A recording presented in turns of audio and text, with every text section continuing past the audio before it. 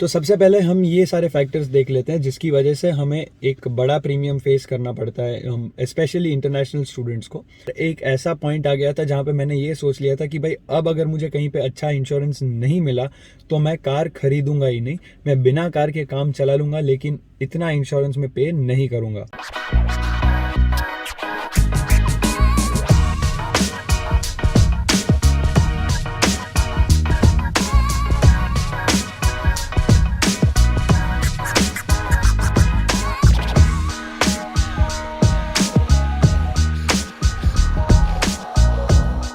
Alright, so hi everyone, my name is Satvik and welcome back to my channel. तो बहुत सारे लोगों ने मुझे पूछा था कि इंश्योरेंस जो है वो मैं कितना पे कर रहा हूँ इस कार पे। और उस वीडियो में मैंने आपको बताया था भी कि मैं एक वीडियो मैंने बनाया है, तो आज उस वीडियो को मैं रीशूट कर रहा हूँ। तो इस वीडियो को हम कुछ पार्ट्स में डिवाइड करेंगे। सबसे पहले हम ये देखेंगे कि कैसे कोई इंटरनेशनल स्टूडेंट को कौन से फैक्टर्स ऐसे होते हैं जिसकी वजह से एक बड़ा प्रीमियम भरना पड़ता है।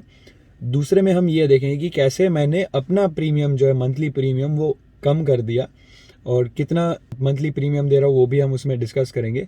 और इसके बाद हम ये भी देखेंगे कि फर्दर पॉसिबिलिटी ऑफ रिडक्शन क्या है मेरे इंश्योरेंस प्लान में।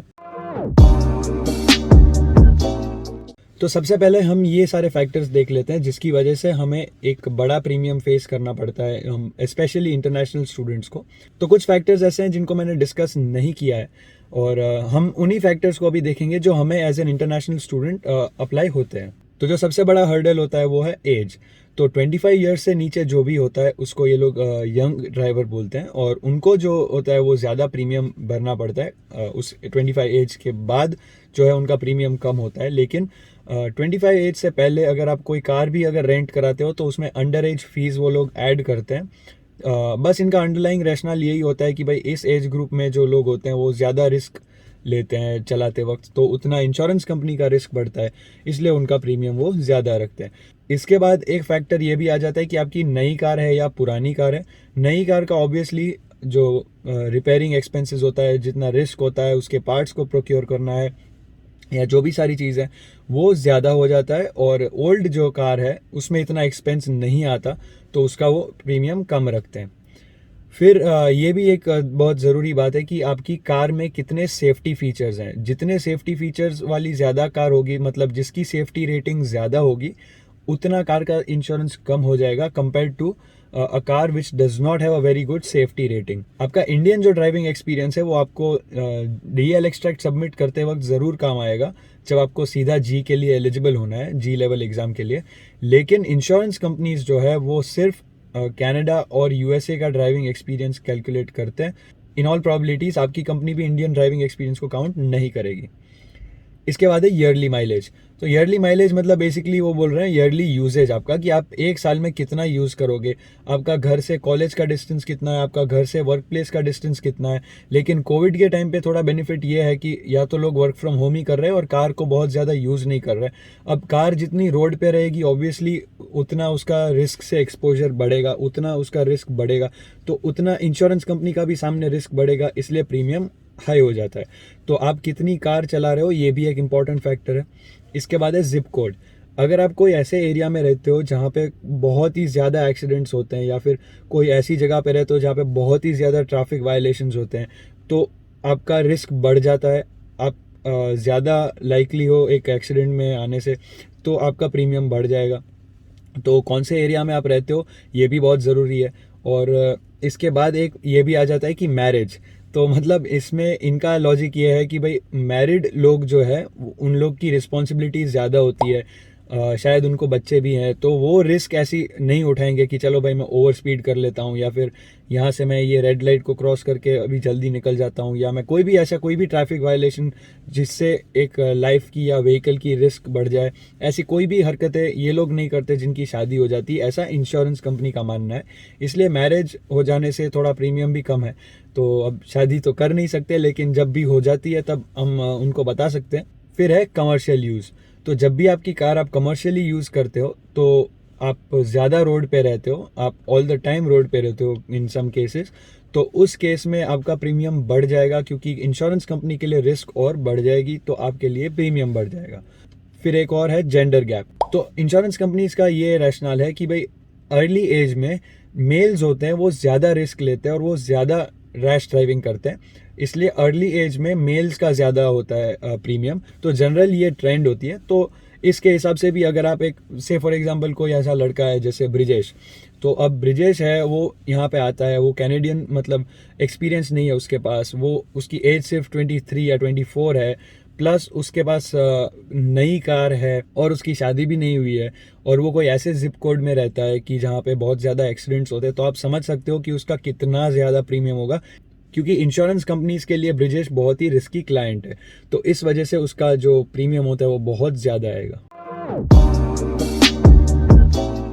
तो अब बात करते हैं कि मेरा इंश्योरेंस प्रीमियम कैसे कम आया और क्यों पहले बहुत ज़्यादा आ रहा था, और एक ऐसा पॉइंट आ गया था जहाँ पे मैंने ये सोच लिया था कि भाई अब अगर मुझे कहीं पे अच्छा इंश्योरेंस नहीं मिला तो मैं कार खरीदूंगा ही नहीं, मैं बिना कार के काम चला लूँगा, लेकिन इतना इंश्योरेंस में पे नहीं करूँगा।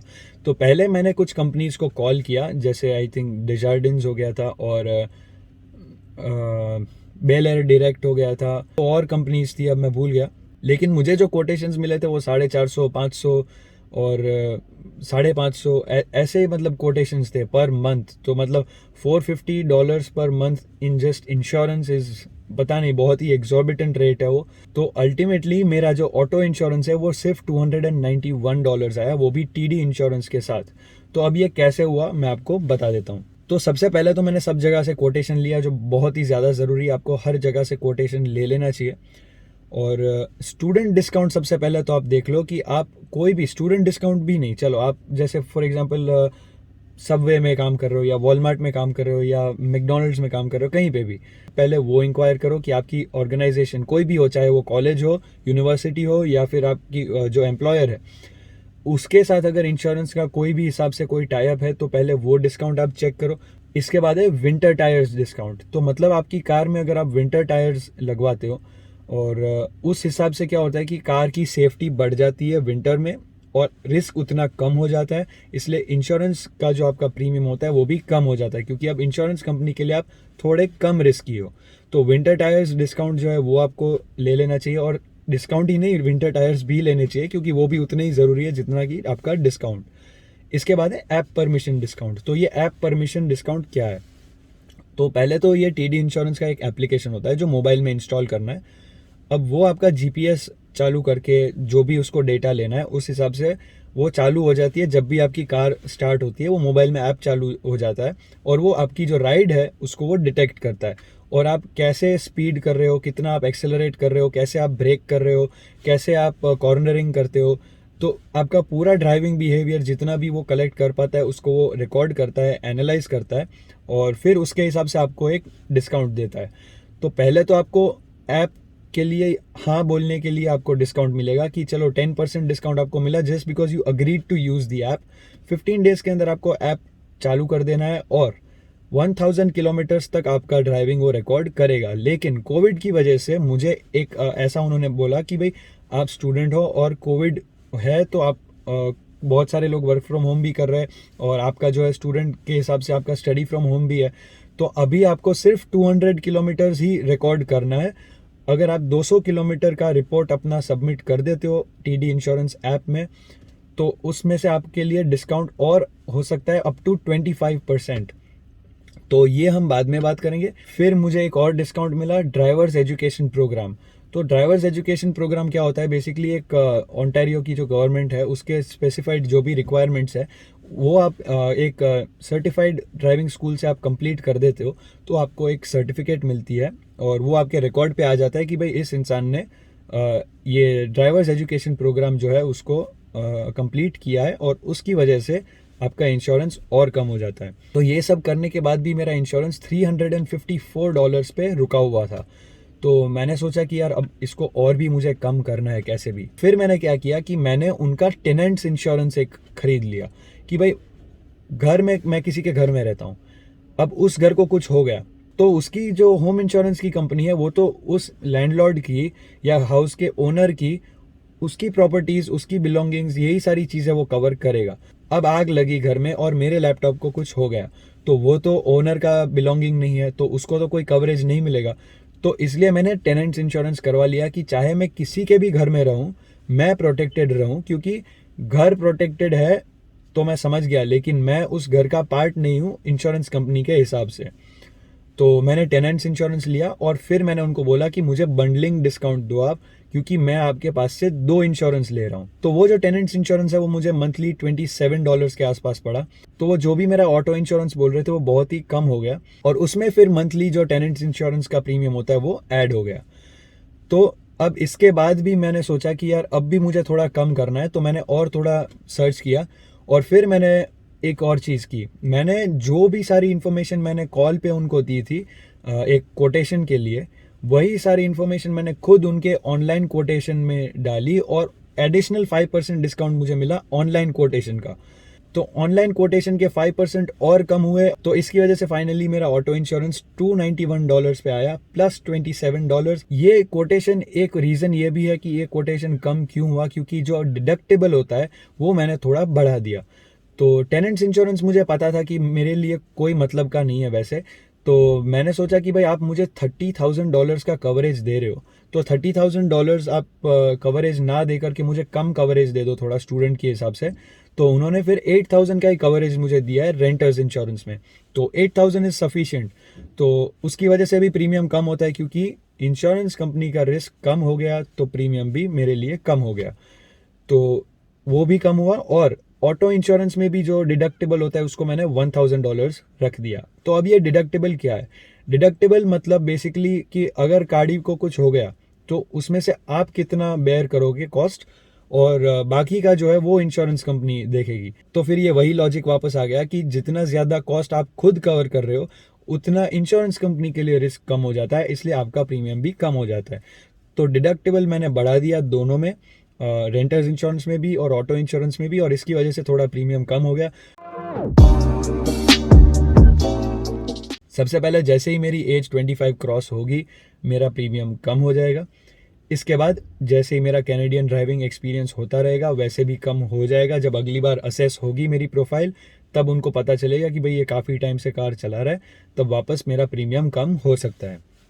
अब 2 ऐसी चीज़ हैं जो ज़रूर मेरा इंश्योरेंस कम कराएगी, और वो है जी लाइसेंस, जिसकी प्रोसेस अब मैं कर रहा हूँ, और अगर हो गया तो उसके ऊपर भी हम एक वीडियो देखेंगे जी लाइसेंस पे भी।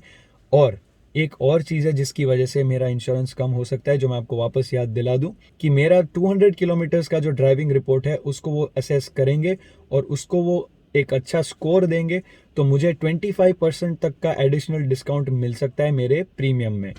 तो ये है फर्दर पॉसिबिलिटीज़ ऑफ रिडक्शन। तो आई रियली होप कि आपको मेरे इस वीडियो में काफ़ी सारी चीज़ें पता चली, आपको एक गाइड मिले जब भी आप आपका इंश्योरेंस करने जा रहे हो। And I really hope you like this video, and if you like my video, like I always say, please आपके घर के आसपास कोई भी स्ट्रे डॉग मिले उसको आप खिलाओ। अगर आप कनाडा में हो तो आपके फैमिली को बोलो कि वो कोई भी स्ट्रे डॉग को खिलाए। So with this I take your leave, and I really hope you like this video. Thank you so much.